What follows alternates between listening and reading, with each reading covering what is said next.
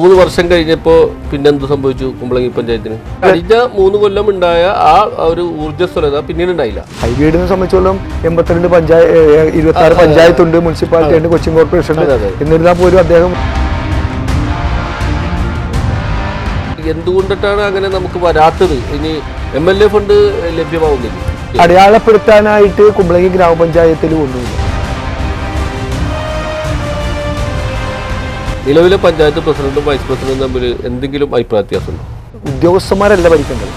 ഉദ്യോഗസ്ഥന്മാർ കുമ്പളങ്ങി പഞ്ചായത്ത് ഭരിക്കാൻ ഞങ്ങൾ സമ്മതിക്കും. മുൻ പഞ്ചായത്ത് പ്രസിഡന്റിനെ സംബന്ധിച്ചിടത്തോളം കുറച്ചും കൂടി എനിക്ക് വൈഡായിട്ട് പറയാമെന്ന് വെച്ചാൽ, ഞാനതിനെ പ്രതികരിക്കും. എന്തുകൊണ്ടാണ് ഡിലേ വന്നത്, അതിന് കാരണം കാണിക്കൽ വരും. ആ പരിപ്പ് ഈ കലത്തിലൊന്നും വേകില്ല. ഞാൻ കുമ്പളങ്ങി കൊണ്ട് ജീവിച്ചാണ്. എൻ്റെ പിതാക്കന്മാരും എല്ലാവരും കുമ്പളങ്ങിയിലുള്ള ആൾക്കാരാണ്. കുമ്പളങ്ങിയാണ് എൻ്റെ ജീവൻ.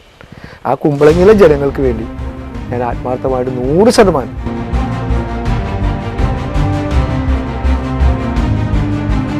എന്തുകൊണ്ട് പിന്നെ കൊച്ചിക്ക് ഒരു കൊച്ചിക്കാരൻ മത്സരിക്കാനില്ലാത്ത കോൺഗ്രസ്?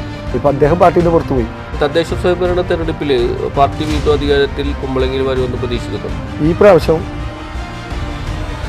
ഒരു ബുദ്ധിമുട്ടും ഉണ്ടാവില്ല. കോൺഗ്രസ് വൻ ഭൂരിപക്ഷത്തോട് ജയിക്കും. ഞങ്ങൾ ഒറ്റക്കെട്ടായിട്ട് നിൽക്കും. കുമ്പളങ്ങിക്കാരെന്ന് എന്നെ ജാതിപരമായിട്ട് ആരും കണ്ടിട്ട് കാര്യം എന്നെ ജനം കൈവിടില്ല. കുമ്പളങ്ങിയിലെ ജനം എന്നെ കൈവിടില്ല.